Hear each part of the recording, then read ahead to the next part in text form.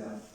Bien, dentro del ciclo de conferencias Mon Classic en la realidad occidental, organizado por la Sociedad Española de Estudios Clásicos, en la sede de Valencia y Castellón, en colaboración con la Escuela Europea de Pensamiento Luis Vives, del Vicedectorado de Cultura de la Universidad de Valencia, y coordinado por Marco Antonio Coronel Ramos, cuya presencia lamentablemente pues, no la ha excusado por razones de salud, y estoy yo en su lugar. Yo soy Javier Mora, profesor titular del Departamento de Derecho Romano aquí en la Universidad de Valencia, que forma parte de la Sociedad Española de Estudios Clásicos de su Junta permanente. Bien, vamos a presentar la conferencia de la profesora Cayetana Jaime Johnson, que procede de la Universidad. Pero es que no se oye ¿No se oye? No. Ahora, si yo me tengo, bueno, le estaba explicando que yo vengo en representación de Marco Antonio Coronel Ramos, que no puede asistir por razones de enfermedad. Bien, dentro del ciclo El mundo clásico en la realidad occidental, nos corresponde presentar hoy la conferencia de la profesora Cayetana Jaime Johnson, que procede de la Universidad San Damaso, Universidad Eclesiástica San Damaso de Madrid, y también de la Universidad Francisco de Vitoria, trabaja en las dos. Bien, su conferencia se titula El Templo de Jerusalén, ejemplo de arquitectura helenística y sede del Gran Sanedrín. Por tanto, ya sabemos que nos va a hablar de arqueología bíblica. Bien, sobre el currículum vitae de la profesora es bastante extenso, unas pinceladas podrían ser las siguientes. Es licenciada nada menos que en 3 carreras, en Ciencias Políticas, en Estudios Hebreos y Arameos y en Lenguas y Culturas del Mediterráneo.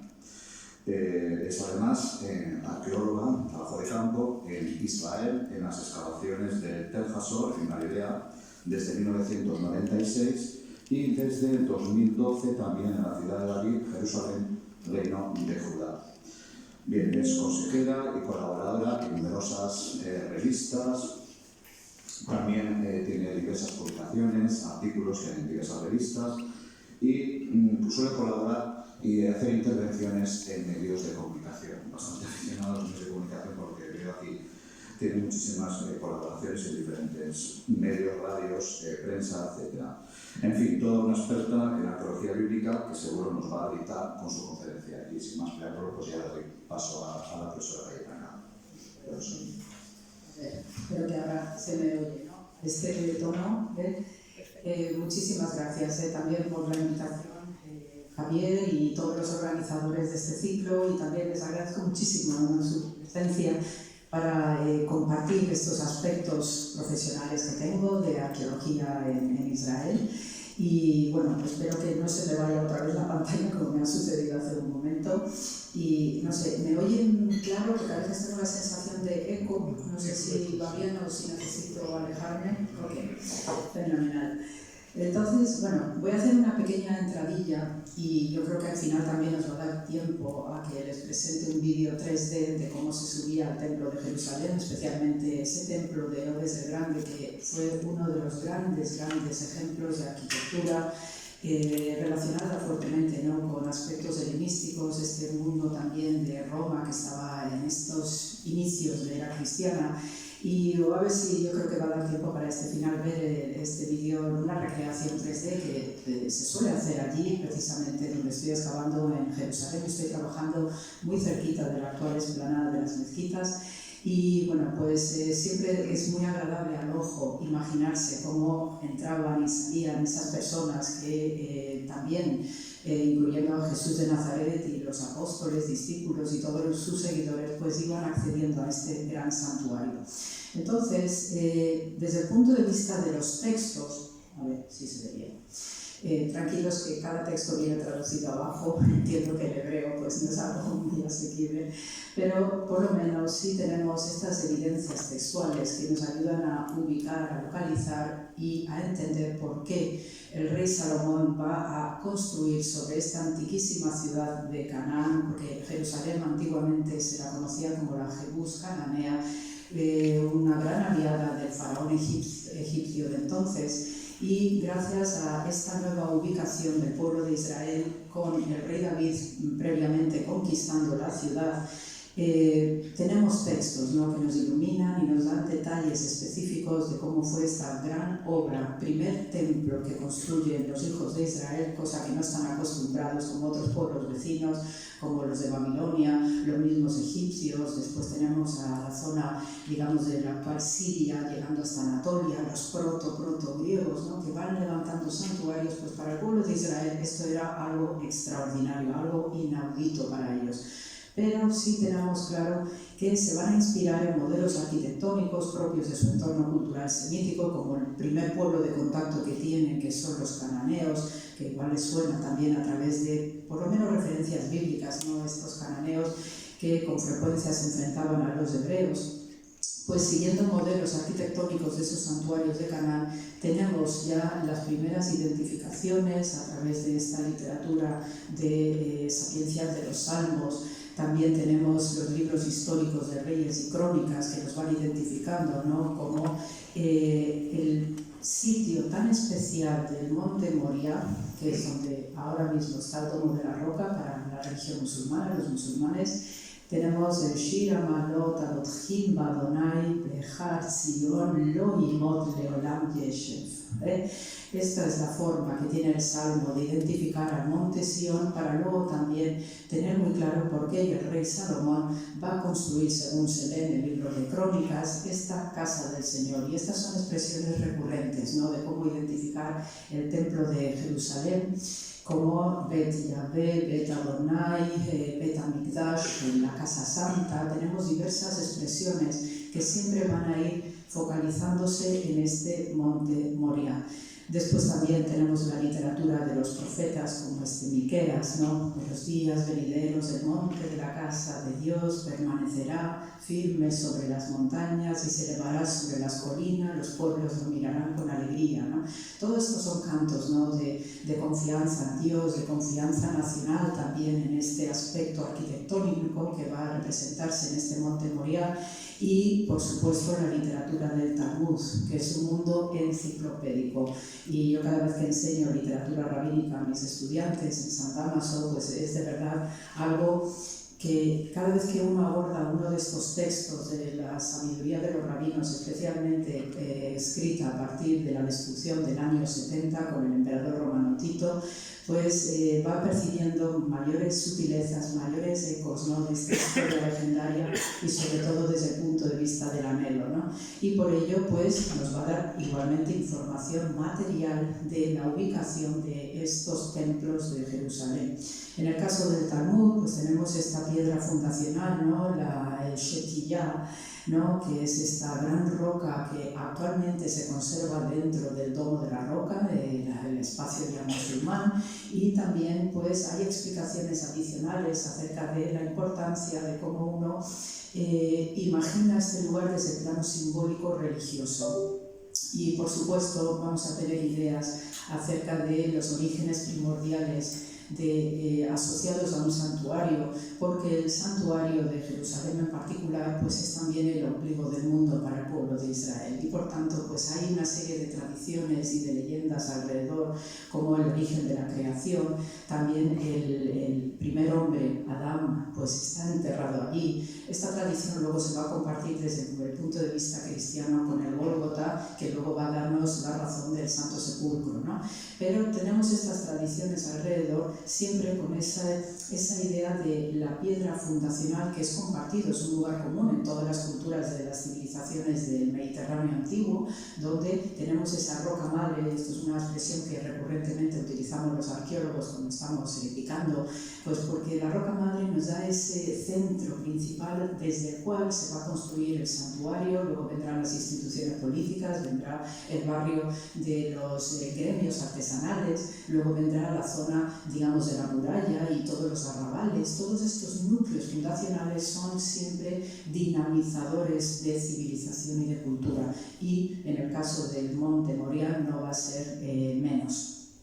Después también tenemos, gracias a la lectura del Talmud, que es todo este mundo, digamos, de normas, de estatutos y también de costumbres, de vida civil, que abarca todo lo que es la competencia de la vida humana, pues nos describe muy bien cómo se entraba a estos santuarios. Y esto también es un lugar común acerca de la reverencia, acerca del decoro, ¿no? De cómo visitamos siempre un templo, ¿no? Aparte de ir correctamente vestidos, aparte de ir limpitos, porque ya sabemos que donde hay congregación, donde hay feligresía, pues si no se está muy bien aseado, pues en eso al final hay que echar más incienso para tapar los olores, y esto también es un lugar común en nuestras iglesias, ¿eh? El caso es que sabemos, gracias al Talmud, el Tratado Berajot, el Tratado de las Bendiciones, cómo había que entrar a ese santuario, y de verdad se cumplía, ¿eh? Tenemos localizados, ¿no?, fuera de esta gran explanada, aunque se ve hoy todavía, ¿no?, la gran caja herodiana, pues tenemos pautadas, ¿no?, una serie de puertas, una serie de baños rituales judíos, ¿no?, que hacen que el individuo, antes de entrar a ese recinto santo, tenía que ir totalmente lavadito. Es decir, tengo que ponerme ropa limpia, tengo que quitarme toda la mugre del cuerpo. También era muy habitual, y esto es otro tratado del Talmud, que hay que vaciar los esfínteres, hay que ir totalmente aseado por todos los orificios del cuerpo, y solamente vas con lo puesto y la ofrenda o el diezmo que vas a pagar.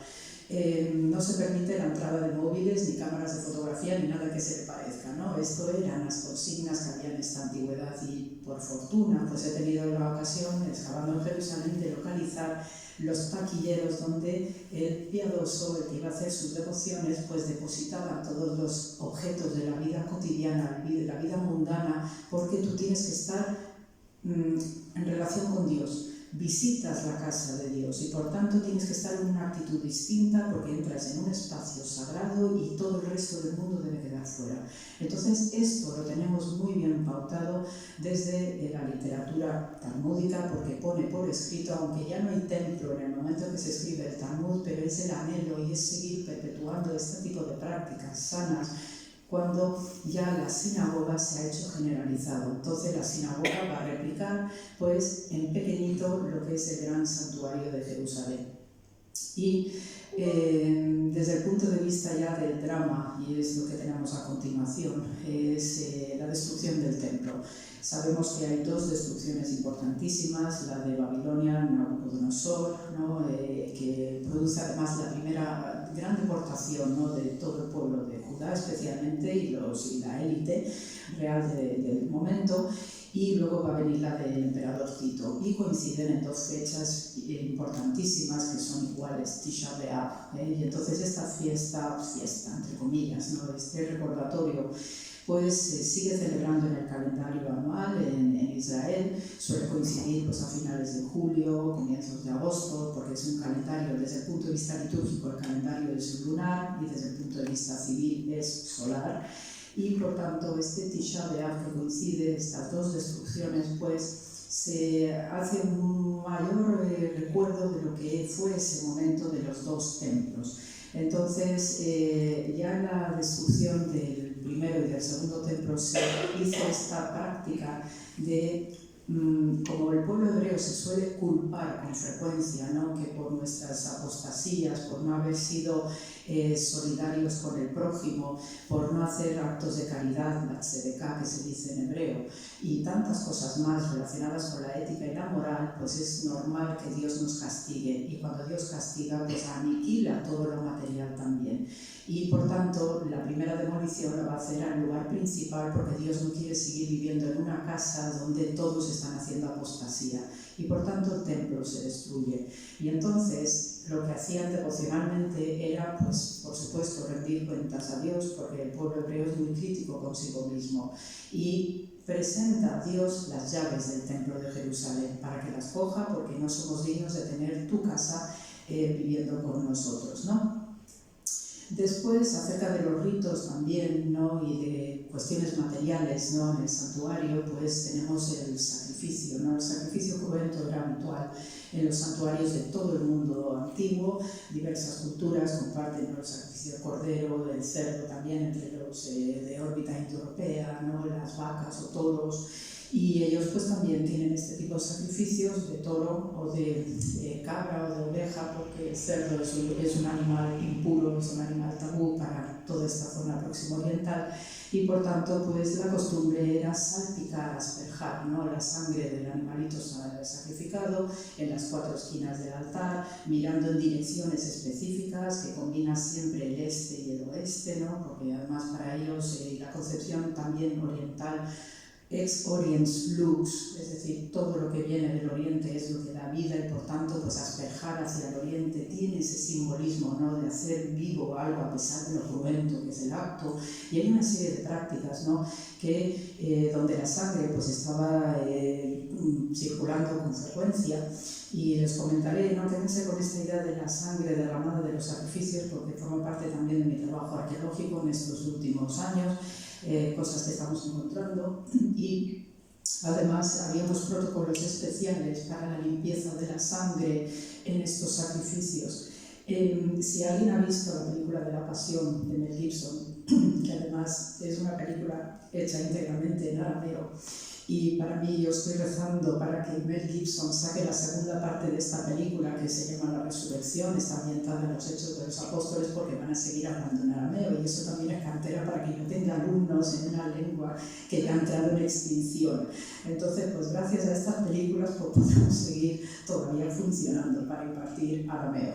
El caso es que si han visto esta película, hay una escena cuando está la flagelación de Jesús y toda la sangre vertida, ¿no?, del Hijo, pues María de Nazaret también, ella se pone en el suelo a quitar con lienzos blancos, lino, se pone a limpiar el suelo.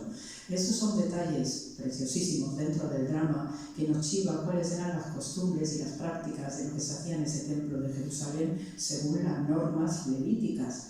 Y hay señoras en el santuario, en el templo de Jerusalén, que se encargan de todos estos menesteres, lo mismo que hay otra serie de cuidados que hacen, y hay vírgenes en el templo de Jerusalén. Y por eso también se entiende por qué en nuestras iglesias tenemos señoras que están para arriba y para abajo en nuestras iglesias, la feligresía femenina. Y forma parte también del discurso, donde hay un sacerdote y una señora que se encarga también de cosas en el santuario. Pues las mujeres, y según la prescripción, ¿no?, de los levitas, se encargaban de limpiar la sangre del sacrificio con lino, que es un material puro, porque toda esa sangre derramada forma parte de un sacrificio ritual. No es el vertido de sangre de un animal que va a ser comido en nuestra comida diaria del domingo o lo que sea, no, es que esto tiene otro sentido desde el punto de vista de hacer sagrado algo. Y por ello pues tenemos una serie de costumbres y de rutinas que sí las podemos pautar perfectamente gracias a la arqueología. Y luego, acerca de las piedras con las que se construye la ciudad de Jerusalén al completo, porque es una ciudad santa, como tantas otras ciudades santas de la antigüedad. Más, lo que es el santuario propiamente dicho, tenía que ser hecho con unas piedras especialmente trabajadas por sacerdotes. De hecho, el santuario, tanto el de Salomón como el de Herodes, la primera norma que tuvieron estos reyes a la hora de contratar a trabajadores era que fueran sacerdotes levitas. El sacerdote levita era un multiuso. Vamos, se sabía carpintería, sabía albañilería, sabía coger un cuchillo y defender policialmente a alguien, es decir, que servían para todo. Y por tanto, cuando uno construye un santuario, coge o escoge obreros cualificados, pero además de esta categoría sacerdotal. Y por tanto, ellos eran los que seleccionaban con unas canteras dedicadas especialmente para estas obras arquitectónicas y de ingeniería también, unas canteras que las tenemos también excavadas alrededor de Jerusalén, donde sabemos perfectamente por el tallado, el cincel del trabajador de turno, que estaba extrayendo sillares para un uso específico, y además con un nivel de suelo que conocemos, la caliza que se utiliza en Jerusalén, que es una caliza muy especial por la cuarcita que contiene, que hace que con la luz del sol brille de manera extraordinaria, y por eso pues tenemos la expresión de Jerusalén Shezah, la Jerusalén de oro, porque brilla de una manera extraordinaria y crea también una luz mística alrededor de la misma que ayuda a la devoción. Y por tanto, pues estos talleres de canteros que se dedicaban a extraer los sillares para la construcción del templo de Jerusalén y el resto de la ciudad santa, pues tenían que hacerlo de una manera específica y no debía haber intervención del hierro a la hora de cincelar esos sillares. Y de verdad que utilizaban técnicas muy específicas, por ejemplo el reventón a través del agua. Y eso también sabemos a través de la minería romana, como las médulas, ahí arriba en León, cómo abrieron las minas de las médulas inyectando torrentes de agua para que reventase aquello y ya tienes la mina abierta. Es decir, que estas técnicas se utilizaron, no debía intervenir nada que supusiera una contaminación ritual contra la piedra santa. Todo esto está también muy bien pautado según el Talmud. Y después, comparando, y ahora lo veremos físicamente porque vamos a ver imágenes, ¿no? ¿Cómo es esto? Los dos templos de Jerusalén, el de Salomón y el de Herodes, pues tienen diferencias sustanciales en función del estilo arquitectónico, en función de la época en que fue construida, los dos edificios. Y sí sabemos que desde la interpretación de los sabios de Israel, el templo de Salomón era como el más genuino, porque ahí estaba el Arca de la Alianza, estaba también las piedras estas de Urim y Tumim, que son dos piedras adivinatorias que utilizó, por ejemplo, Samuel cuando pudo elegir a David como nuevo rey de Israel, y después le ungió con el aceite, el óleo sacerdotal. Y también pues, otros aspectos, ¿no? Como la presencia de Dios, que en el templo de Herodes el Grande ya se decía, ¿no? Los profetas de entonces, ¿no? Decían que la presencia, la Shekinah de Dios había abandonado el santuario por todas las apostasías y peregrinaciones y los conflictos sociales que había en la sociedad hebrea de entonces, y por tanto Dios se volvió a marchar. Es decir, que todo este tipo de contenidos dejaron de darse ya en el templo de Herodes y por tanto también tenían las horas contadas. Entonces, voy ahora a cambiar para abrir el de las imágenes, que este es más bonito, más evocador, y vamos para allá.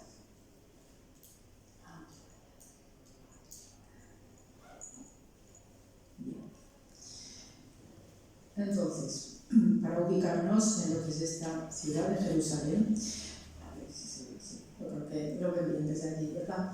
Pues por comparativa de nuevo, ¿no? Lo que es la Jerusalén en la parte de arriba de lo que se describe en el libro de Reyes y hasta, ¿no? El exilio de Babilonia del 587, por dar una fecha redonda, pues fíjense lo que es el tamaño de la que está arriba con ese modestico templo, ¿no? Que vemos ahí arriba del todo, ¿no? Esta cajita, si se ve el cursor, ¿no?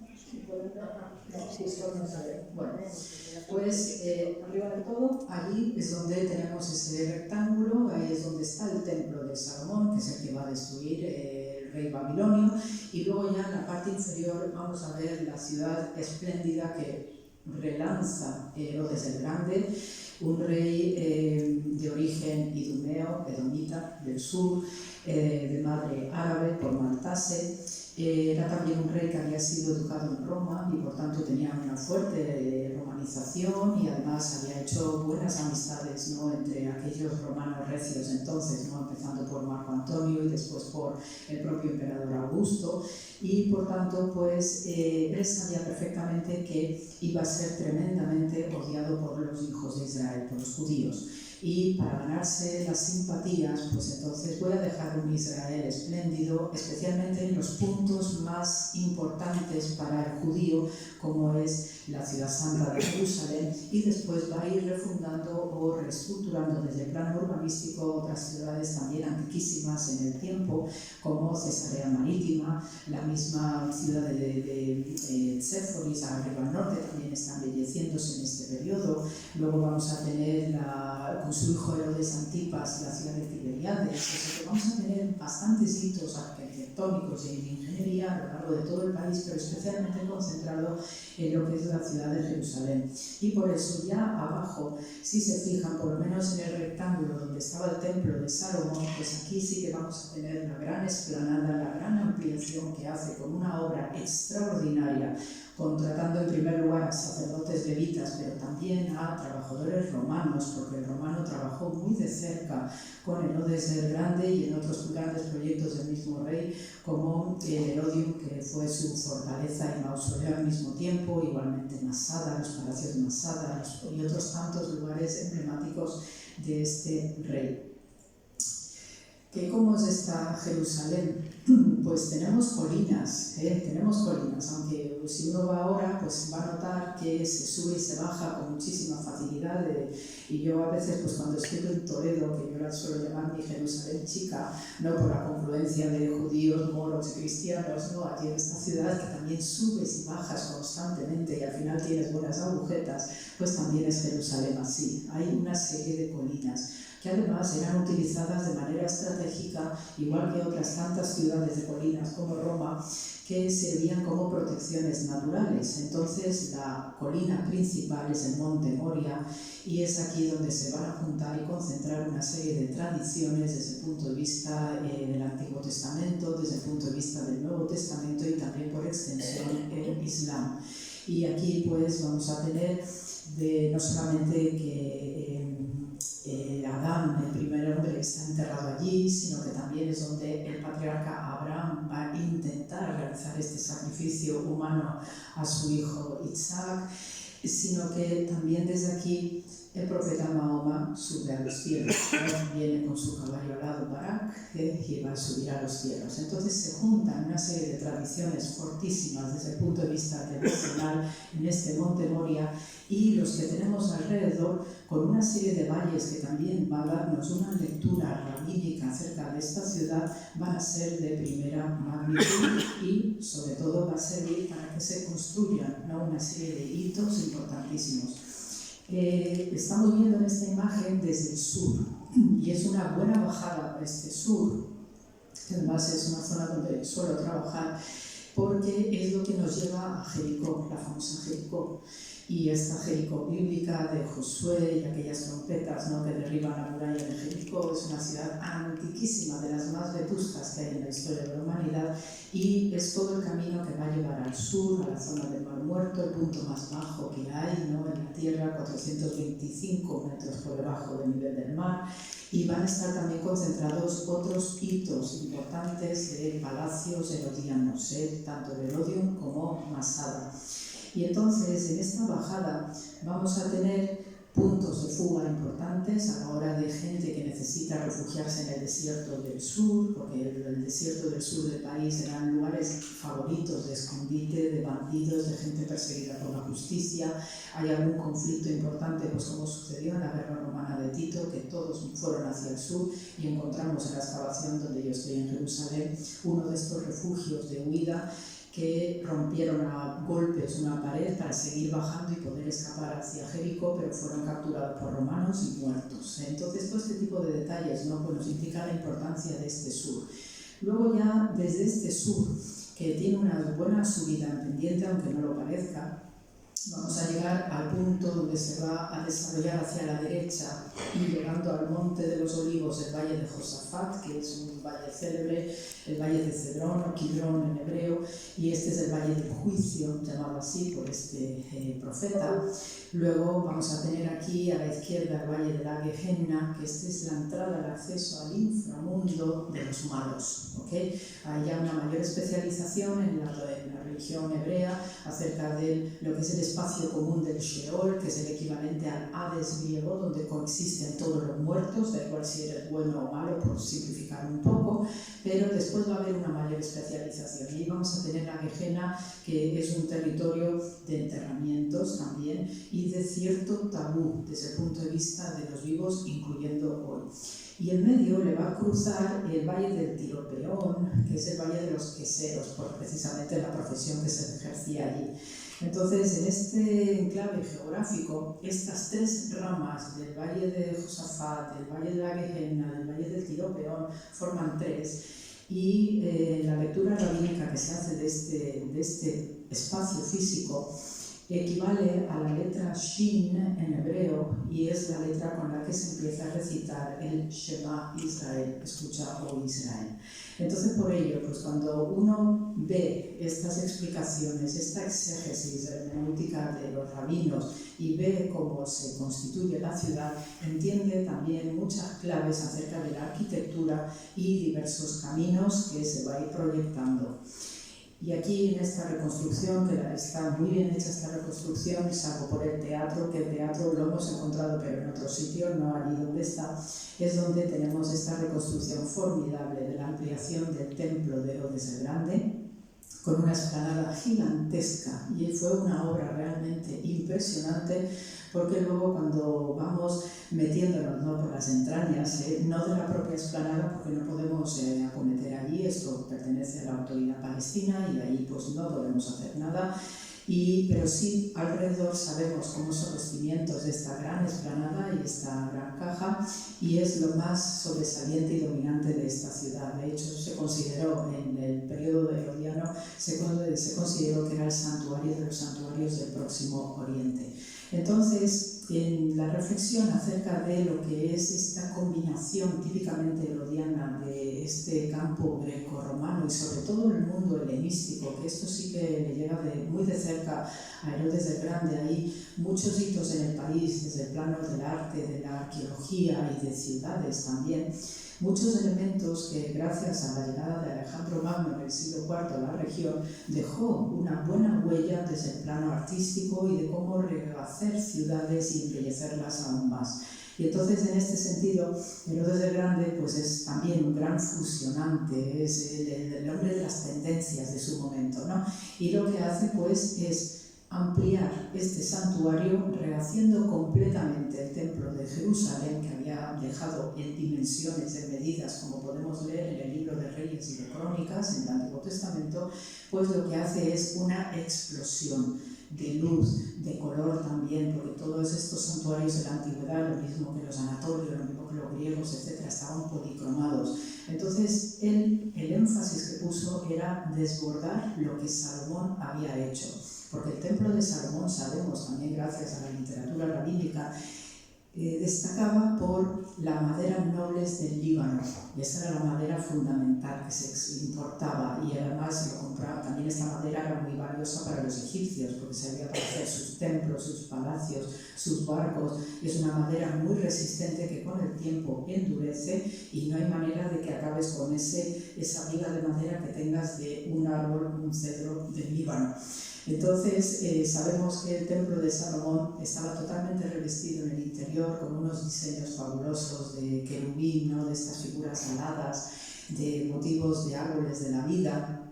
Luego había muchos coros alrededor también, y claro, pues daba tal sensación de belleza por el brillo y la nobleza de todos estos materiales que Herodes se volvía loco pensando cómo superar al gran rey Salomón, porque era un gran rey.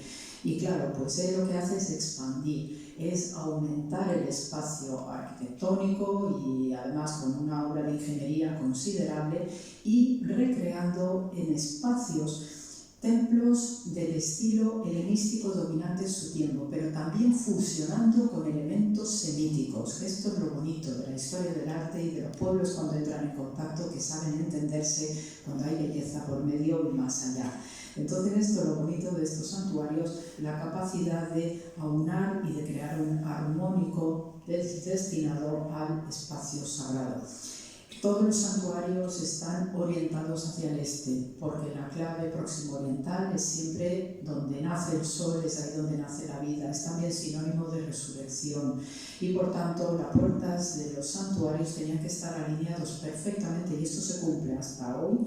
Cuando uno ve, cuando va amaneciendo, como tengo que empezar a trabajar muy temprano allí porque llegamos fácil a los 50 grados y eso nos hace madrugar mucho para evitar esos calores, ¿no?, que ya se nos presentan a las 9 de la mañana, pues sí ves cómo nace el sol y va despuntando los primeros rayos por encima del Monte de los Olivos y cómo esos primeros rayos ya empezaban a cubrir directamente lo que es hoy el Domo de la Roca. Y esto sucedía con el Templo de Jerusalén. Y todos estos rayos que incidían y entraban, porque estaba abierto al Santo de los Santos, pues esto es lo que permitía que el sacerdote diera el aviso para que todo el mundo empiece con las plegarias de las mañanas, ¿no? Los laudes en la tradición cristiana. Entonces todos estos ritos eran tan fundamentales a la hora de construir un santuario porque la orientación también tiene algo que decir en el plano sacerdotal y por ello el tema de cómo habilitamos estos espacios tiene que ver, y es muy importante, los accesos. Hay 4 puertas fundamentales en toda esta caja descomunal, que es lo que hoy vemos también cuando uno viaja a Jerusalén, y hay 4 puertas fundamentales que reciben los nombres por todos estos ingleses que eran exploradores en el siglo XIX, que ya empezaron a hacer catas para ir viendo por dónde iba y siguiendo con el texto bíblico a la mano y también con los ojos de otros exploradores y los relatos de peregrinos, que tenemos una colección vastísima de historia de peregrinación que describen todos los lugares santos que se va visitando en este antiguo Israel, pues se van ayudando de todos estos textos para poder ir descubriendo o redescubriendo lo que está tapado por la tierra, porque la mayor parte de lo que hoy se ve en Jerusalén, de esta formidable caja herodiana, estaba cubierto casi hasta la parte de arriba y por tanto, pues imagínense, ¿no?, los años de pico y pala para ir sacando esa tierra, muchas veces llena de escombros, muchas veces llena de vegetación, pues para ir desvelando cuáles eran los puntos esenciales de acceso, más otra serie de micropuertas que había. Entonces por eso pues conocemos las puertas de Robinson, la de Barclay, la de Wilson, etcétera, etcétera, Warren, tal, ¿no? Entonces por el nombre de los exploradores. Y aquí lo que están viendo en esta diapositiva pues es aproximadamente lo que es el acceso monumental desde el sur, para aquellos que venían del sur del país, que iban en ascenso, conectando también, que les enseñaré lo que estoy trabajando en Jerusalén, esa calle de ascenso. Una vez que entrabas a través de la puerta de la muralla sur de la ciudad, había una calle que subía desde la piscina del Siloé, bueno, suena, ¿no?, por la sanación del ciego en esta piscina de Jesús, y estamos exponiendo esta calle y eso conectaba con esa escalera monumental que nos va a llevar a la puerta de Robinson. Y entonces a partir de allí tenemos en superficie, si se fijan en esa estructura ahí a la derecha, que pone las puertas de Judá, pues encima, pues eso era un pórtico, una stoa, muy al estilo helenístico de estos pórticos que rodeaban el cuadrilátero de esta explanada, porque era una zona de ambulatoria, era una zona donde debatían los sacerdotes, también donde se debatían en los tribunales rabínicos, porque estaba ahí todo concentrado, y entonces también toda esa gran superficie era por donde podía deambular la gente que no era judía. Por eso esa explanada la vamos a conocer como el patio de los gentiles. Y después ya vendrá lo que es la zona del santuario propiamente dicho, ¿no?, que está muy bien acotado con 2 muros, ¿no?, diferenciadores para separar el mundo de los gentiles de lo que es el mundo judío religiosamente hablando.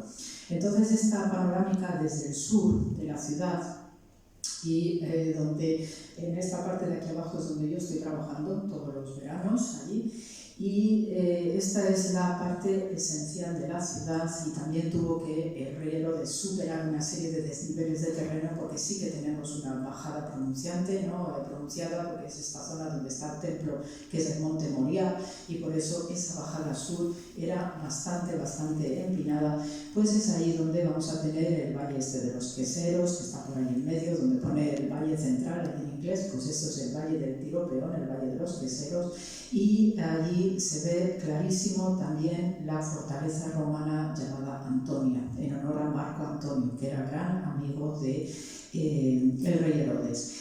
Habitualmente, ¿no?, y ahora que dentro de poco tenemos la Cuaresma y el tema de la pasión de Jesús de Nazaret, pues se suele relacionar esta fortaleza Antonia con el pretorio, donde fue flagelado, donde fue escarniado, puesto la corona de espinas, y entonces ahí pues esta parte, aunque no queda ya, quedan muy pocos restos que se pueden ver desde el interior de la explanada actual de las mezquitas, de esta fortaleza Antonia, pero sí sabemos que es parte del itinerario de la actual Vía Dolorosa en Jerusalén.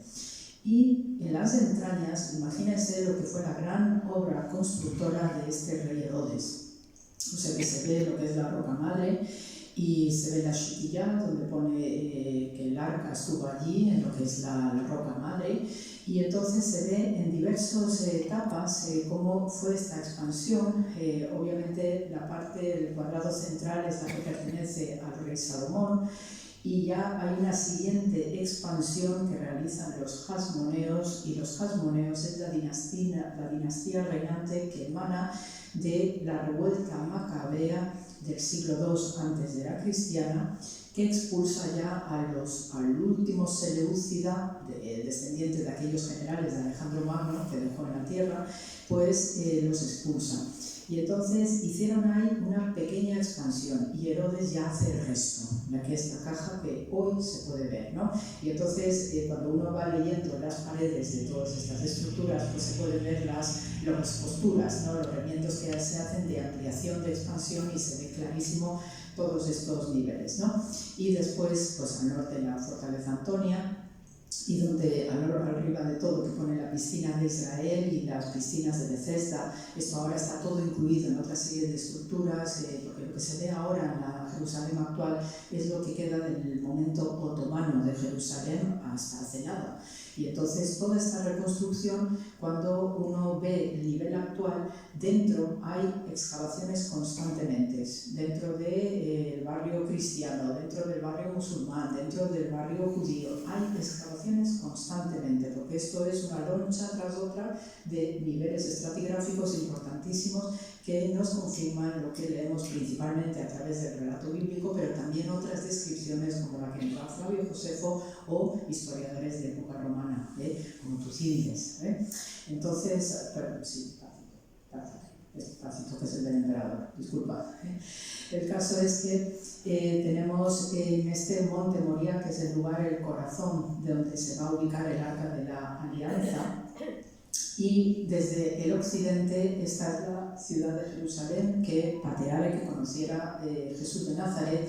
Y curiosamente Herodes el Grande, como sabía que no era un rey querido, pues va a colocar su palacio en el oeste de la ciudad. Habitualmente, y sabemos por la costumbre del rey Salomón, que una de las novedades que tuvo el pueblo hebreo era no solamente construir un templo, sino asociarlo directamente al palacio real. Y por tanto, esta conexión de santuario y el órgano principal de gobierno, como es la monarquía, esto sí que es novedoso para ellos. También esto lo tenemos muy bien pautado y muy cerca de esta explanada actual. Y Herodes el Grande lo que hace es ponerse en el lado opuesto de la ciudad, porque sabe que como no es querido, no es bien recibido, entonces me pongo al otro lado, pues para evitar conflictos sociales y motines que eran bastante frecuentes en esta ciudad santa.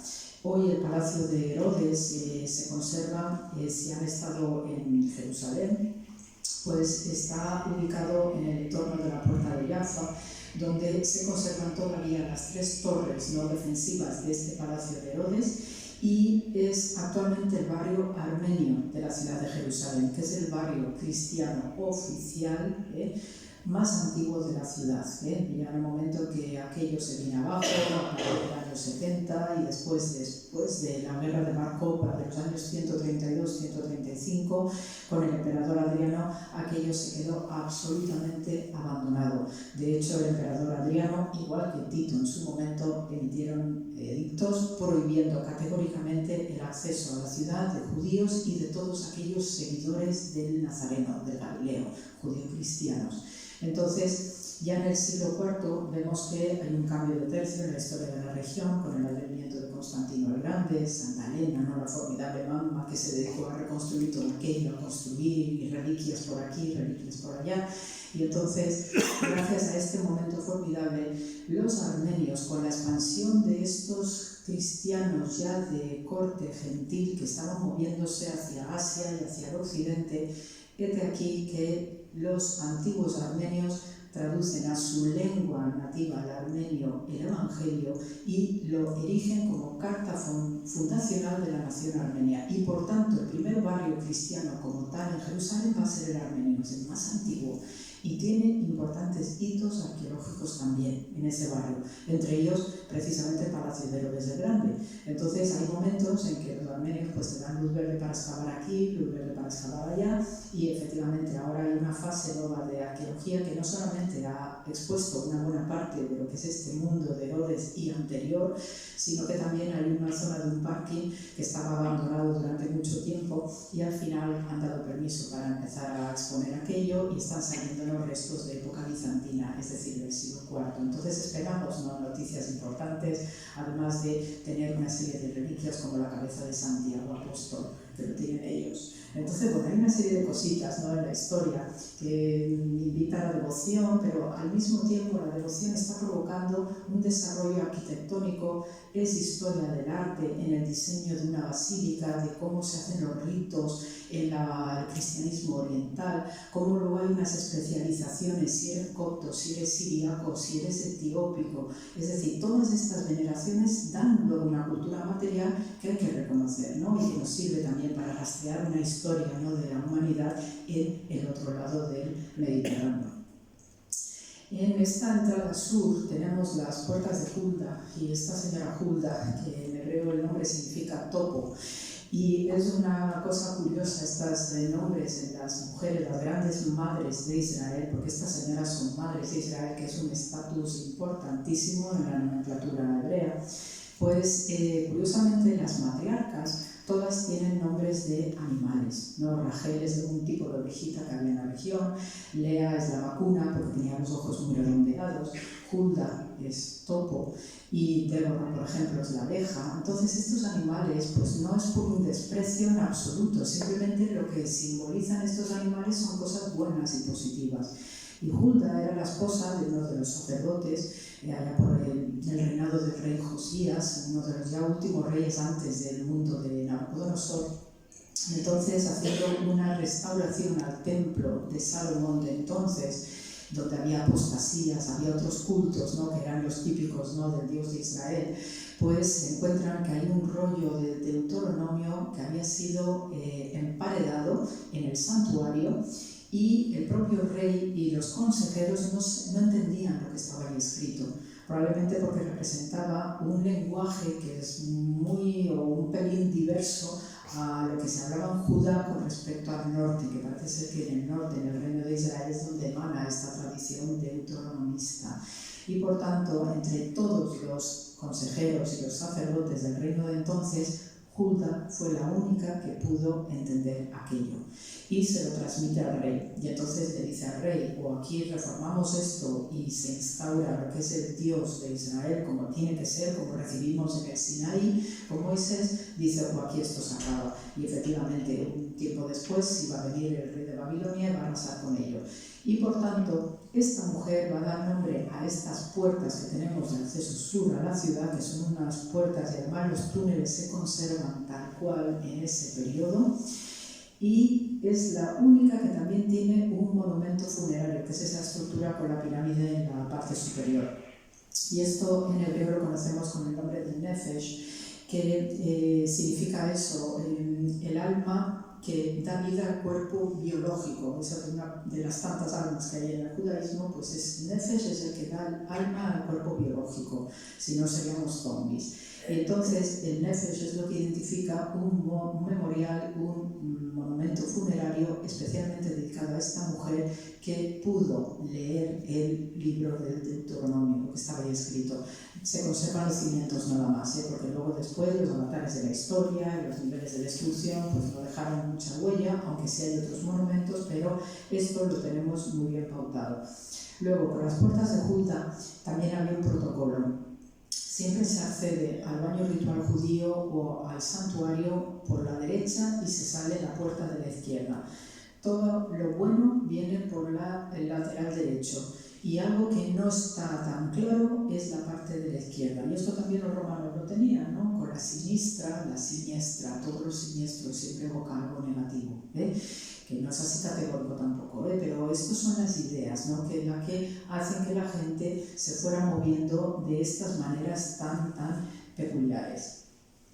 Y en la actualidad, ahí estoy yo, pero más que nada por la dimensión humana. Ahora mismo todo eso está tapiado, y entonces para que se hagan una idea de la monumentalidad de lo que eran estas puertas de Hulda. Y un detalle también, porque si observaron, ¿no? Alrededor del monumento de Hulda había unos escalones monumentales, que la verdad que es una auténtica belleza verlos, y esto son las escaleras originales.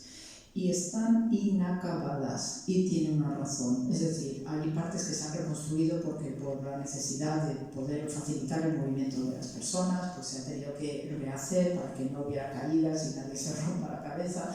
Pero el caso es que lo que ven, la roca madre expuesta, esto está hecho así a propósito, porque cuando uno venía desde el sur, cantando tus salmos de ascenso, que era la manera ceremoniosa de acceder a través de esta calle monumental, una vía sacra, que todas nuestras ciudades tienen vías sacras, por eso tenemos nombres como calles mayores, que en origen son vías sacras de nuestras ciudades. Pues este acceso al santuario, tú tienes que hacer que la persona, la devota, la fiel, pues no entre de manera fácil, no entre de manera directa, no vaya correteando por todas partes, que vivimos ahora en una cultura de la velocidad, de lo inmediato. No, tú tienes que predisponer a la persona a que tenga en cuenta a dónde va a entrar, a estar con su Dios, a estar a otras cosas, a dejar el mundanal ruido fuera, y tú no entras y sales de la iglesia corriendo, no. Entonces las escaleras no están acabadas precisamente para impedir que vaya uno con velocidad al santuario. Llegabas a la parte superior y accedías por la puerta de Hulda de la derecha, que es donde yo estoy, ahí puesta. Entonces, la verdad que es una puerta monumental, y en alguno de estos sillares hay inscripciones en hebreo de la nostalgia de Sion, porque claro, cuando ya son expulsados, empiezan las grandes diásporas del pueblo hebreo, pues algunos que podían entrar, ¿no? Aunque sea de contrabando, más o menos, pues dejaban su grafito, escribían, ¿no? Sus añoranzas, sus anhelos, ¿no? De volver a Sion, etcétera, etcétera. Y entonces hay algunos hitos en estos sillares de la ciudad.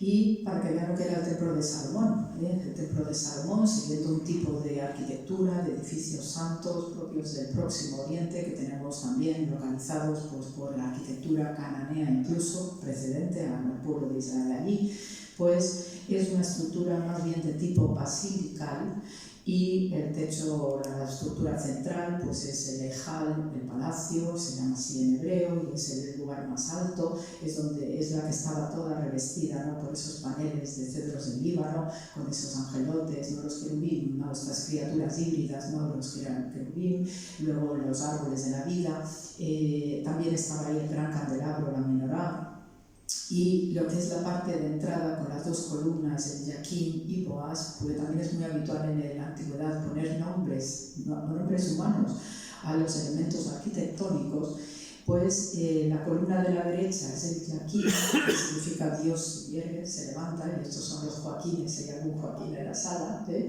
y el de la izquierda es Boaz, que significa fuerza, vigor. Entonces es aquí donde se juramentaba el rey de Israel, se le ponía en esta columna de Boaz, y con el testigo de Yaquín, que es la columna de la derecha. La columna siempre refleja, ¿no? Lo que está sólido, lo que me ancla, lo que crea firmeza, y lo que significa la palabra pilar, sostén, algo que ancla.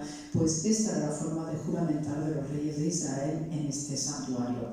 Delante pues tenemos el mar de bronce, que también son ecos, ¿no? De otros elementos, ¿no? Que forman parte de los santuarios del Próximo Oriente, el arca de la alianza, que estaba en el lugar más interno del santuario, llamado Debir, el santo de los santos. Aquí tenemos el ejal, el palacio, y luego el pórtico o ulam.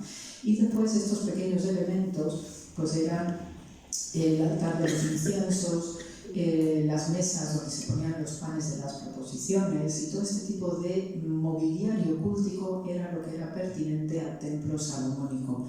Algunos de estos aspectos se conservaron en el templo de Herodes, porque forma parte, ¿no? De lo que es el comportamiento litúrgico de un sacerdote judío, ¿no? Pero el arca de la alianza no. aunque también hay algunas leyendas alrededor de qué pudo pasar con el Arca de la Alianza, que eso también ha dado mucho motivo para películas y historias y mucha especulación, ¿no?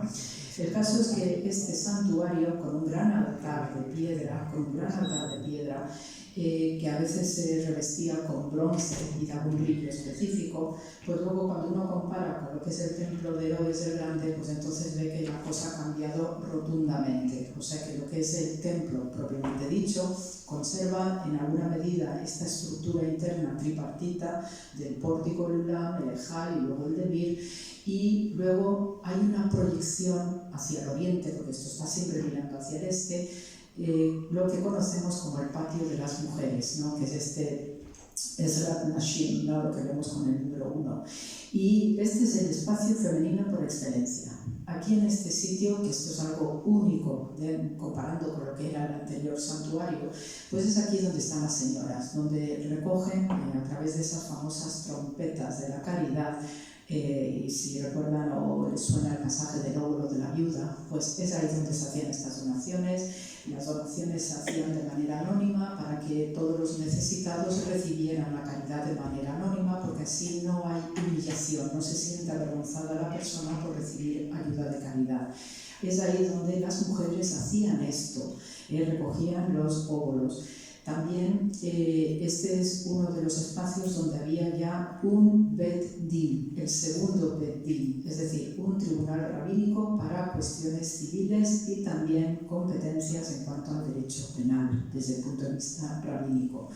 Y hay 4 estancias, que los conocemos como Lishkat en hebreo, y tenemos este aquí abajo a la izquierda, que estoy aquí marcando aquí, es el Lishkat HaNetzilim, ¿no? Que es la estancia o el habitáculo de los nazareos, no digo nazarenos, nazareos.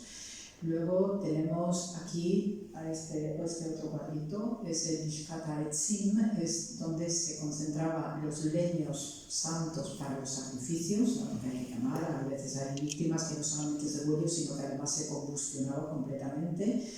Luego tenemos aquí este otro, aquí arriba, donde el número 7 tenemos el Lishkat HaMetzoraim, que es el habitáculo de los leprosos. Ya os explico este tipo de detalles.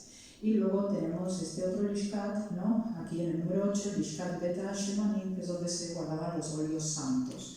Entonces estas 4 estancias tienen un significado rotundo. Tenemos el de los leños para la combustión de los sacrificios, luego el de los aceites, los ungüentos, y además es que justo cuando uno sale de la explanada de la actual explanada de las Mezquitas, baja por el valle de Kidrón y empieza el ascenso al Monte de los Olivos, es que hay excavación arqueológica preciosa hecha por Israel Antiquities, que es un patrimonio de Israel, y los franciscanos, y han descubierto un lagar de los levitas que prensaban allí, que por algo se llama el Monte de los Olivos, prensaban allí las aceitunas que llevaban, sacaban el primer jugo, que era el aceite santo que se llevaba al santuario. Las otras 2 estancias, el de los nazareos, ¿no? Es ahí donde le sonará Sansón, el famoso Sansón, macizo, cabellos largos, que luego cae, ¿no? También encantaba a las mujeres, y a quién no, me encantaban las mujeres, entonces pues se iba a las filisteas con mucha facilidad, ¿no? Y al final cae en una trampa y, según el relato bíblico, no es Dalila la que le corta el cabello, sino que son los soldados del rey que encargan, ¿no? Atrapar a este Sansón, ¿no? Entonces, el nazareo es un tipo de hombre consagrado, es una antiquísima institución en la región, y son hombres consagrados que son como sacerdotes itinerantes, ¿no? Y a cada sitio que iban, pues se les recibía con muchísimo honor, porque al entrar un hombre santo en tu ciudad, pues oye, eso creaba, aumentaba la santidad del lugar, y pasaban cosas buenas por percibir gente santa, normal. Entonces, el mayor drama que podía tener un nazareo es que le cortaran el cabello, porque el cabello largo es receptáculo de la energía divina. Son héroes, en la antigua nomenclatura son héroes solares, y entonces como buenos héroes solares, y por eso también tenemos mucho en la mitología griega, todos estos héroes homéricos son todos de cabellos largos, Aquiles, de las orejas doradas, precisamente. Entonces, todo este tipo de simbolismo del cabello largo pues hace que la institución del nazareo, nazirato, nazir, que es así en hebreo, el consagrado, periódicamente iba a esta estancia del templo de Jerusalén a hacerse un tonsurado ritual. Y era la ofrenda del cabello en el santuario para hacer un trabajo de purificación, una especie como de celda de ejercicios espirituales, pero con tonsurado ritual.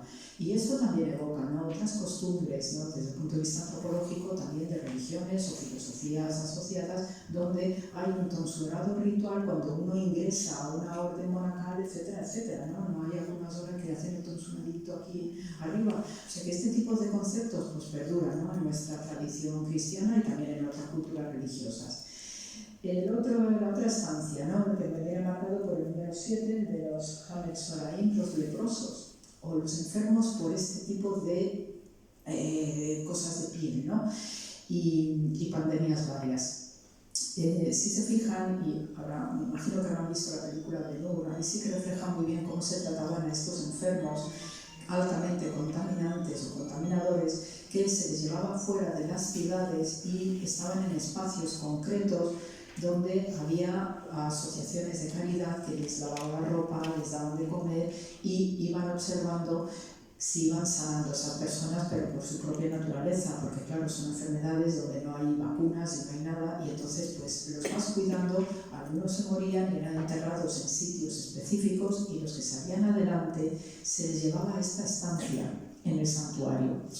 Como este tipo de enfermedades te causaba una especie de exilio social, entonces cuando ya se observaba que la persona estaba mejorando, el sacerdote, el sumo sacerdote desde el templo de Jerusalén tenía que dar luz verde para que esa persona vuelva o pueda volver a ser restituida socialmente. Y por tanto se detenía en esta estancia y cada 14 días, aplicándole una cuarentena o un aislamiento, cada 14 días se iba supervisando si esa persona había sanado.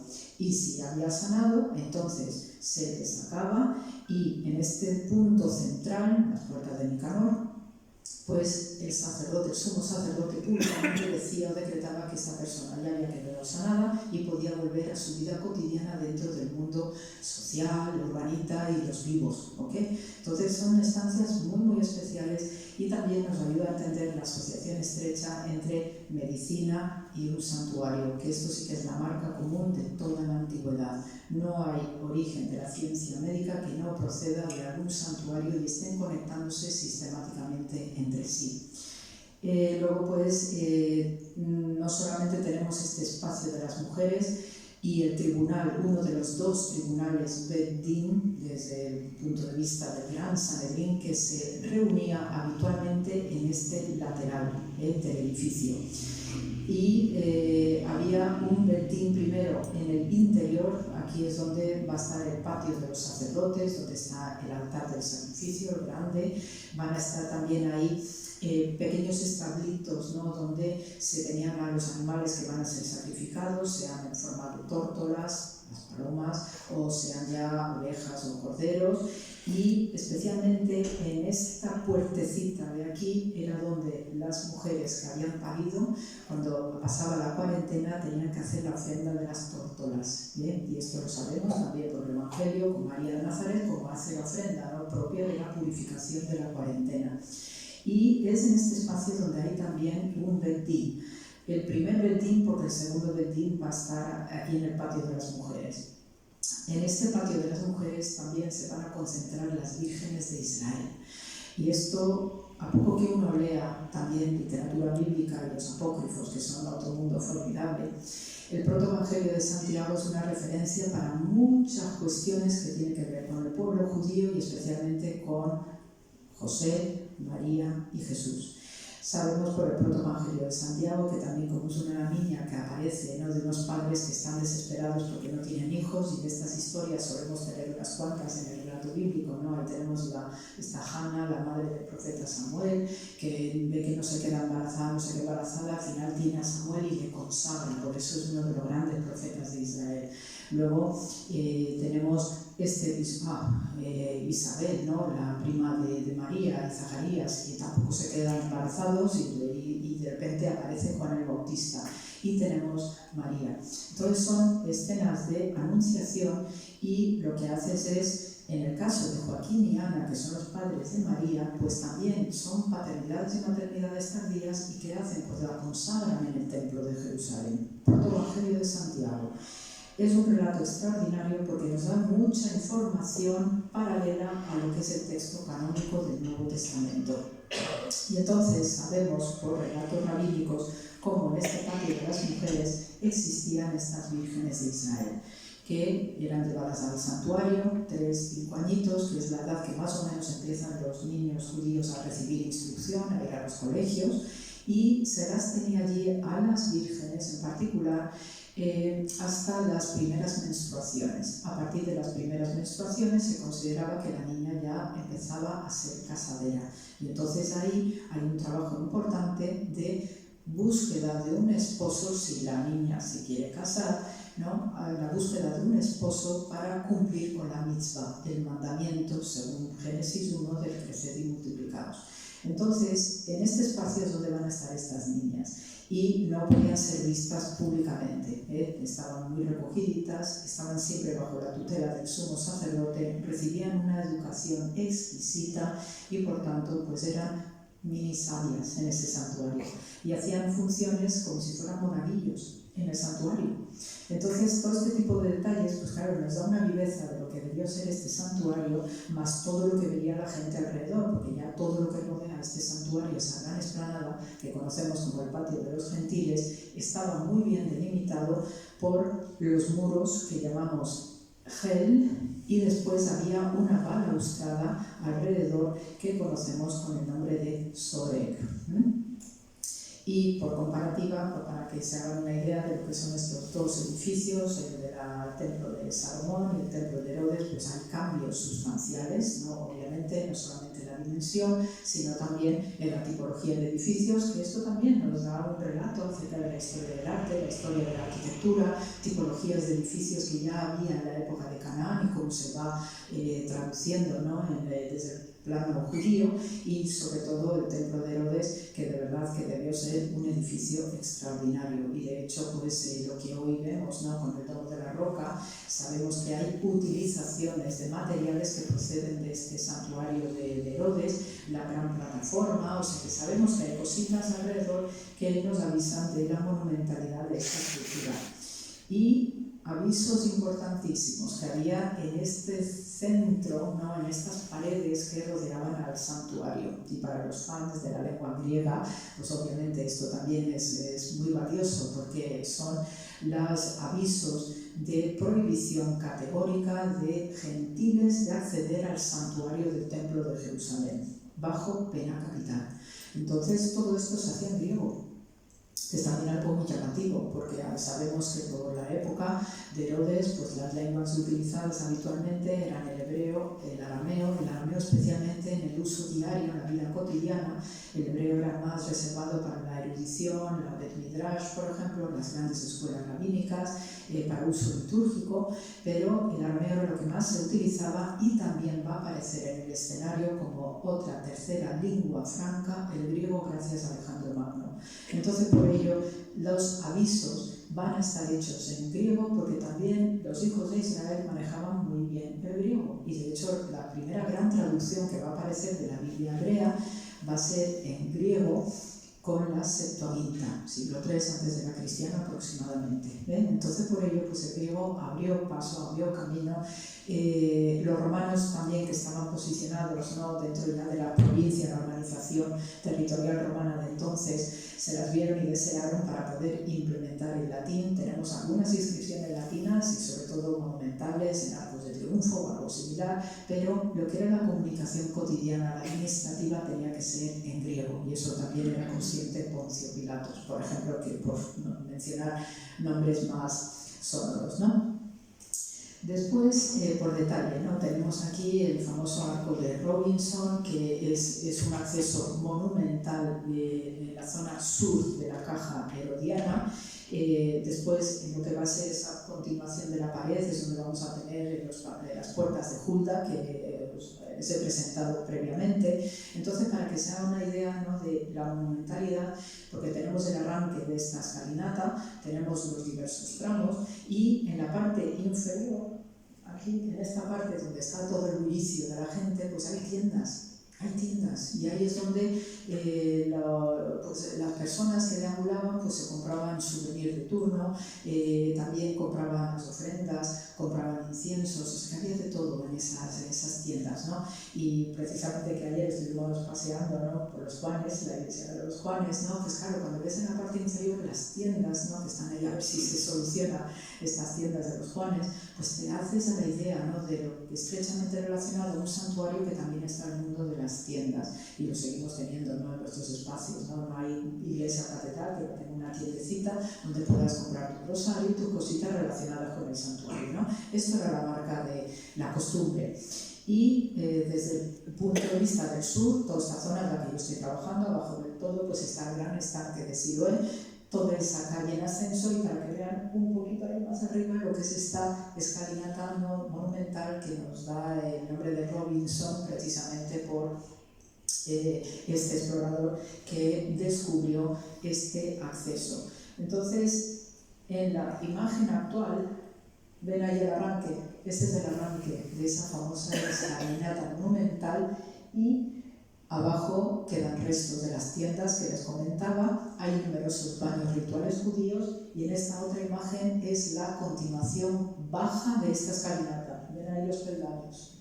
Entonces, a veces es muy difícil reconstruir esto porque hay mucho daño, y esto estaba cubierto por aluvión, por ramas, hierbajos, y había de todo ahí metido.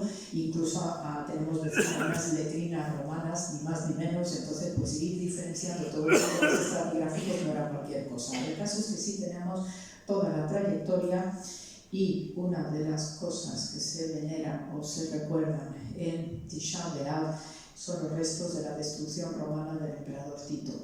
Entonces, esto se quedó tal cual, in situ. Son grandes sillares que pertenecieron a toda esta caja monumental de Herodes el Grande, y con la destrucción de Tito colapsaron, empezaron a colapsar, hubo fuego, hubo sangre, aquello fue auténtica demolición.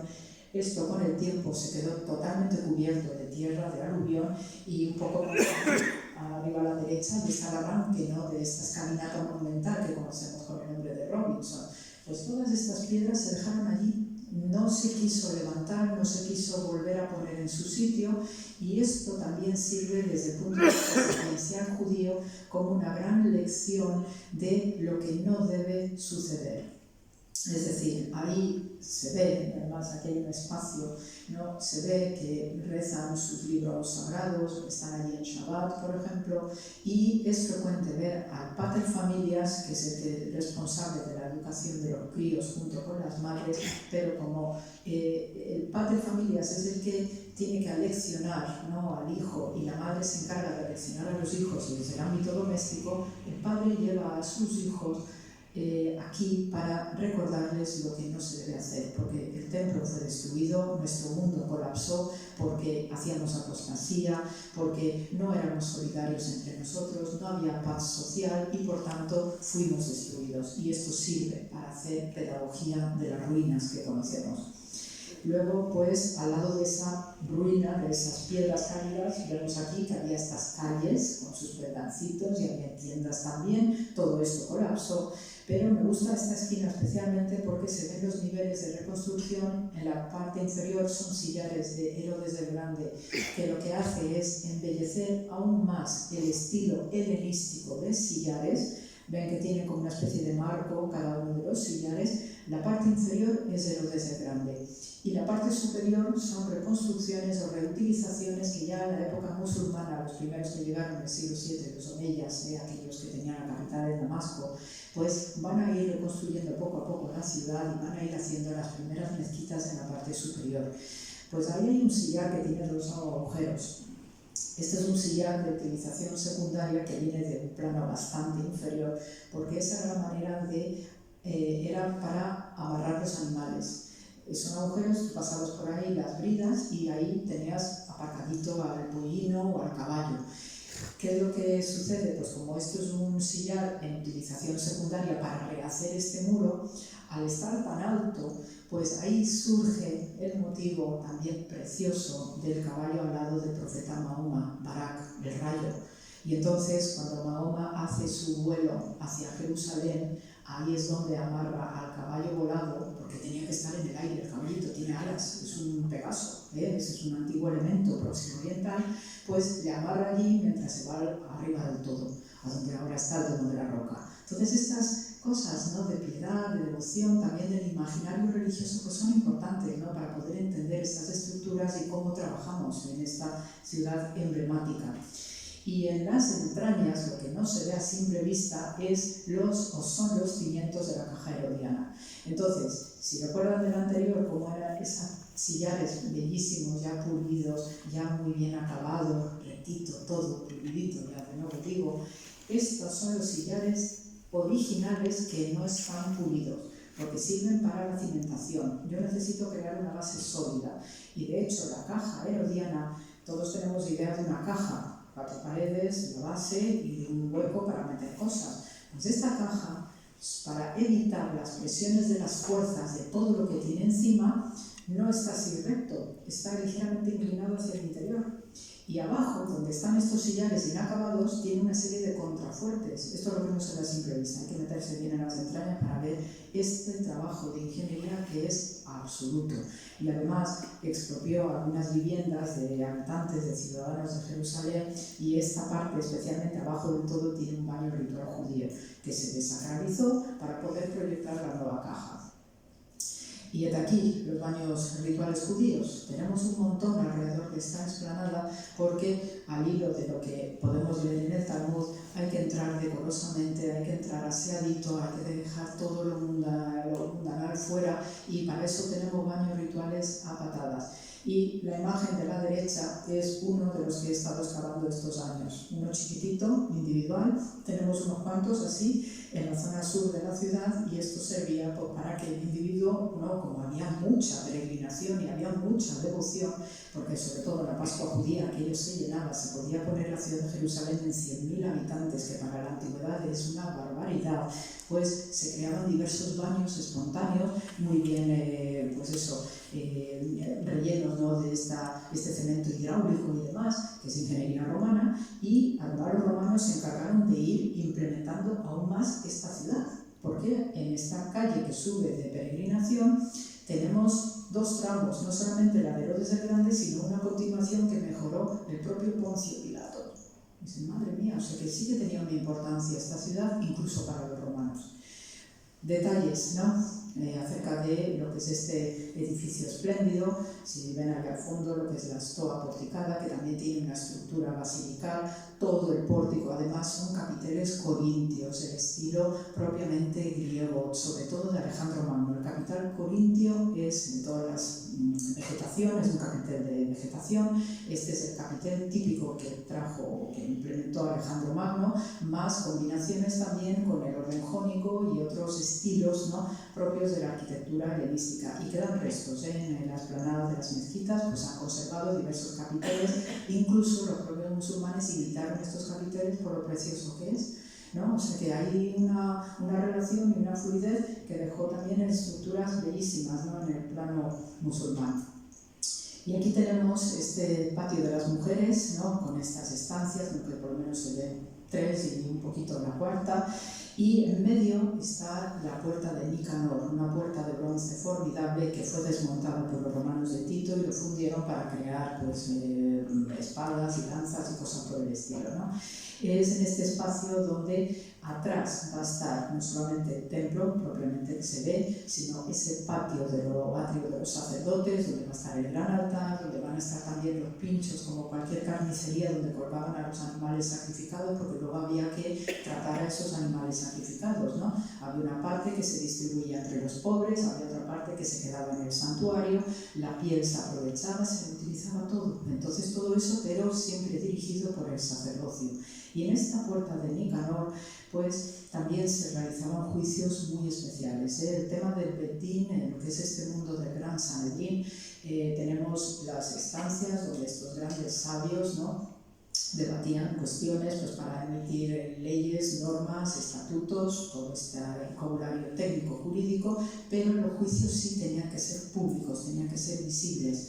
Y entonces es ahí donde se oían las partes, se oía el fiscal, se oía el defensor, y curiosamente la palabra empleada en derecho rabínico para el fiscal es el satián, que es la misma que satán, que significa que crea discordia, el que debes vocear o ser el abogado del diablo. ¿Ves? Esa es la palabra técnica para el fiscal en el derecho rabínico. Pues es aquí en este espacio donde se hacían estas grandes solemnidades desde el punto de vista jurídico. Y una de las más llamativas, tenía que meter ahí el texto de este Talmud, es especialmente la acusación de adulterio. Tenemos diversos hitos en el Nuevo Testamento acerca del tratamiento de las adúlteras, que además sabemos a través de un gran rabino de Israel, el Yohanan ben Zakkai, que es contemporáneo a Jesús de Nazaret, que ese fue el que consiguió la abolición de la acusación de adulterio porque llamó hipócritas a todo el mundo. Todos los hombres en vuestras mentes o vuestros corazones tenéis la codicia de tal cual señora, si está soltera o si está casada, pero quien sufre la pena capital de lapidación es la mujer.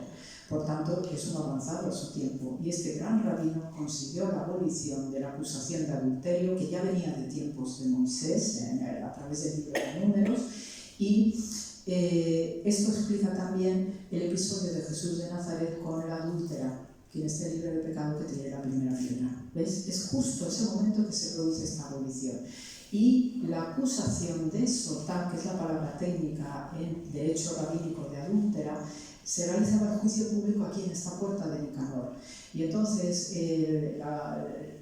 ¿cómo se hacía el procedimiento? Pues el marido, o incluso el comprometido, porque hay dos fases, ¿no?, en lo que es la relación de cómo se hace un matrimonio judío, hay la parte de los esponsales y luego ya viene, ¿no?, lo que es la formalización a través de la ketubá, que es el contrato matrimonial administrativo. Pues en esas dos fases, si el hombre sospechaba que la mujer había cometido adulterio, tenía la obligación moral de denunciarla.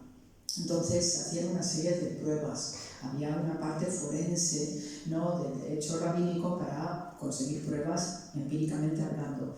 Y si no había claridad en la prueba forense, pues se recurría a ciertos estilos que vienen también de otras tradiciones jurídicas próximo-orientales, que es la ordalía de las aguas amargas. Entonces, a la mujer sospechosa de adulterio se le hacía beber agua bendita mezclada con el polvo del suelo del santuario y se mezclaba con la tinta de unas maldiciones escritas en papiro que se sumergían en esas aguas y se disolvía la tinta y ese brebaje se lo tenía que beber la mujer. Como estaba asqueroso, pues claro que salía culpable la señora, porque no lo aguantaba.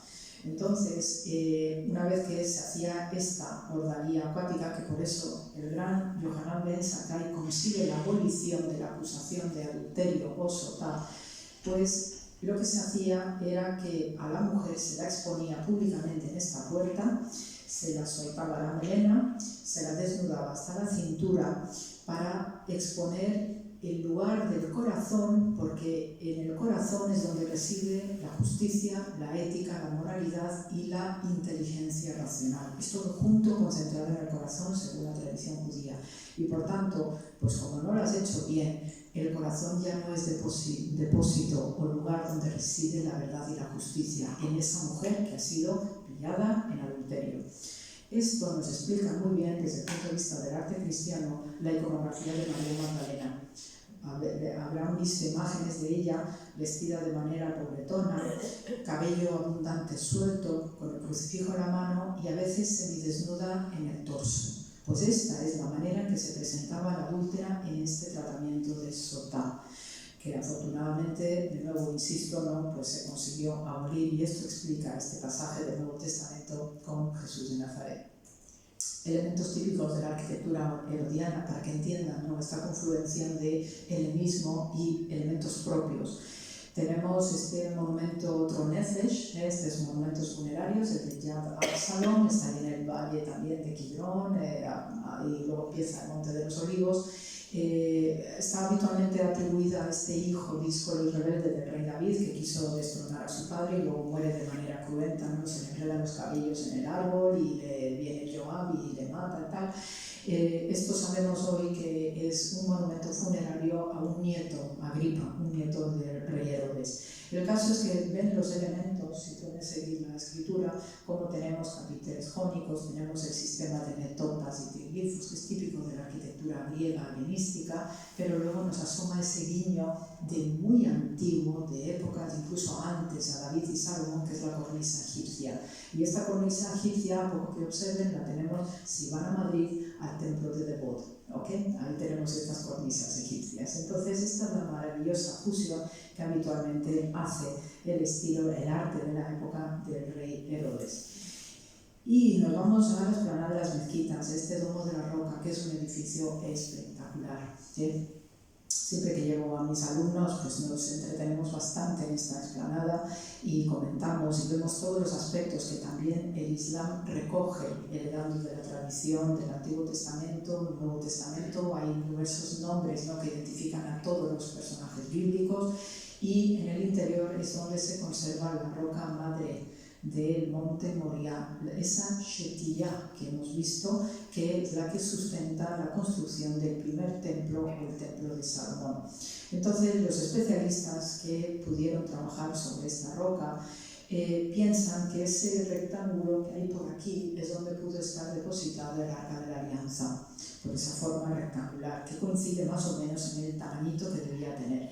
No, si observan, no es una roca tallada o modificada, sino que se procura preservar el estado natural lo más posible, porque ese es el núcleo fundacional de una ciudad que además es santa. Entonces no puedes manipular, ¿no?, lo que la naturaleza y Dios ha dado.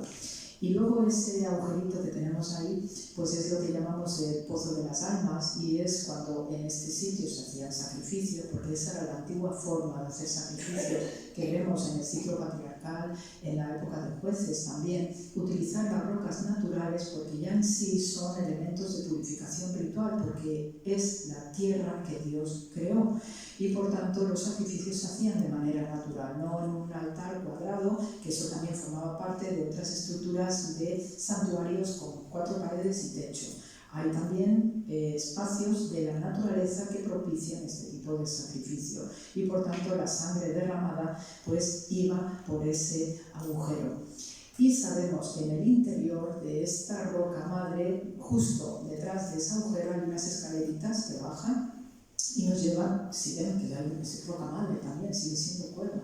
Está todo cubierto por unas alfombras espectaculares, y por estos pequeños nichos que en la tradición musulmana se conoce como mihrab, y este en concreto es el mihrab de Suleiman, que es el nombre árabe para Salomón. Entonces es donde ahí rezan los musulmanes, bajan en esta cueva que hay debajo de lo que es la roca madre.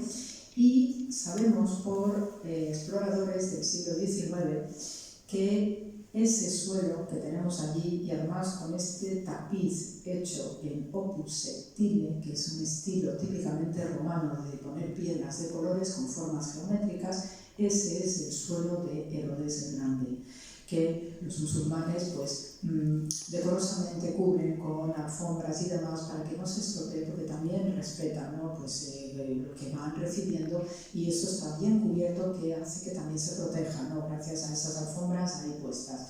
Pues esta representación nos muestra cómo es esa bajada, ¿no?, en el domo de la roca. Y este es el suelo de lo que es este interior del antiguo templo de Herodes el Grande. Y en 2016 se presentaron estas reconstrucciones de ese suelo gracias a las labores arqueológicas, ¿no?, que pudo rescatar alguna de estas piezas, donde se ve también la maestría desde el punto de vista del genio artístico que encargaba Herodes el Grande, y que utilizaba granitos, mármoles de importación, y combinándolo en colores diversos para crear estos suelos preciosos y que captaban además la luz, y por tanto pues servía para dar una mayor espectacularidad. Luego, en el exterior de este precioso domo de la roca, pues me encanta poner a mis alumnos a buscar los sillares intrusos, porque hay reutilización secundaria. Y si se fijan en la parte de abajo, toda blanquita, hay un sillar que es distinto a los demás. Y eso es una reutilización de la época romana, de cuando el emperador Adriano renombró aquello como Aelia Capitolina. Así que si también van por ahí por Jerusalén, pues pueden presumir de ver que hay un resto romano en esta ciudad. Luego, pues lo que es la parte de la piscina de Siloé, que está abajo del todo, y esto nos va a propiciar, ¿no?, en esta reconstrucción pequeñita que se ve ahí a la derecha, va a propiciar lo que va a ser toda la zona donde yo estoy trabajando, el ascenso desde el sur de la ciudad hacia la gran explanada del templo, pasando por esas puertas de junta, etcétera, etcétera, y toda esa calle que ahora ya la tenemos muy bien pautada, con mercadillos, con diversos elementos, ¿no?, de devoción, con restos de cultura material en forma de monedas o cerámica. Pues esto hace que esta excavación donde estoy en la ciudad de David, y fíjense la proximidad en la que estoy con las mezquitas, pues nos esté dando una información preciosísima de esta gran vía sacra que sube desde la piscina Siloé desde el sur y va en ascenso. Y aquí se descubrió hace 3 años pues una pequeña tienda tallada en roca madre también. Estos elementos de la purificación ritual judía, como esto es una vía sacra, es importantísimo, y ahora se ha hecho esta reconstrucción para que las personas que lo visiten pues puedan hacer una idea de lo que eso era, ¿no? Luego, más aspectos de esta calle, ahí estamos trabajando, esto es calle de época herodiana, y hay un tramo más arriba que ya es Poncio Pilatos. Tenemos cerámica, todo esto se debe especialmente a la guerra de Tito, donde la gente dejó todo con lo que vivía y se quedó ahí in situ. Y esto también es una joya para nosotros porque nos da una idea de qué cosas tenían como útiles de casa, etc. Otro aspecto de esta calle, y sobre todo lo llamativo, fue este podio que nos apareció, porque pensamos en primer momento que, como está a media altura, que este podio podía servir para algún otro tipo de ritual o de culto, que incluso no fuera judío. Y allá pues empezamos a temblar un poco porque dice, madre mía, ¿qué estaba pasando aquí en este templo? El caso es que luego, leyendo el Talmud, pues tenemos la referencia de Rabban Gamaliel, el formidable maestro de Pablo de Tarso, que nos dice que no se debe amonestar a nadie en público si ha cometido un delito. Es decir, antes de llevar a la persona a tribunales, oiga, que me ha desaparecido mi borrico, que alguien me ha robado mi cantimplora, que no sé qué, yo me subía a estos podios, lo decía a todo el mundo y ya la persona se daba por enterado, o quienes sabían quién había cometido el delito, y te doy la oportunidad de que me restituyas lo robado, que corrijas tu error. Si no lo haces, como ya sé quién eres o puede ser, entonces te puede llevar a tribunales. Y obviamente ir a tribunales es costosísimo, a todo el mundo nos cuesta un dineral si tenemos que ir a tribunales, que afortunadamente espero que no suceda aquí en la audiencia. El caso es que estos son de los hitos que tenemos en esta formidable calle. Y luego, algo que estoy trabajando en estos 2 últimos años y que nos lleva directamente a lo que es la antigua explanada del Templo de Jerusalén, son estas canalizaciones hechas en roca madre. Entonces todavía estamos pendientes de ver qué puede ser eso, porque por un lado puede ser una escurrentía para vaciar, desaguar ritualmente al contacto directo con la roca que forma parte de la ciudad santa de Jerusalén, de la sangre del sacrificio, porque está en directa línea con lo que era el antiguo lugar de los sacrificios. O también se opina que puede haber sido una especie de factoría de miel de dátil, que también se ha encontrado en lugares próximos a Jerusalén. Entonces, estos son imágenes del año pasado que tuvimos que hacer un mantenimiento y reforzar lo que era el terreno, y la verdad que son hendiduras absolutamente espectaculares. Y ya finalmente pues el sarcófago de Herodes el Grande y parte de su mausoleo del Herodium. Entonces, para que se hagan una idea de este estilo tan sincretista que tenía de arte, la roseta, esto es muy propio, ¿no?, de las tumbas de tipo helenístico, ¿no?, Alejandro Magno y su familia, etc.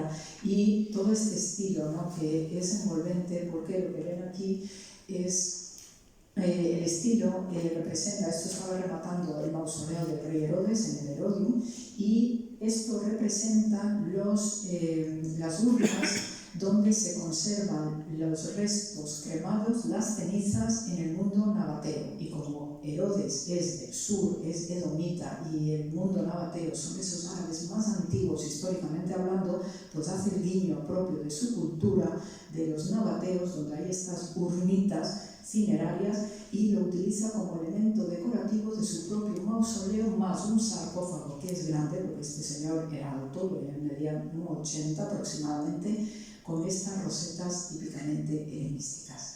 Así que hasta aquí por el momento, pues este itinerario por el formidable templo de Jerusalén. Ya sé que es mucha información, pero les agradezco mucho la paciencia de haber estado ahí clavaditos en el asiento. Así que muchísimas gracias por la invitación. Gracias.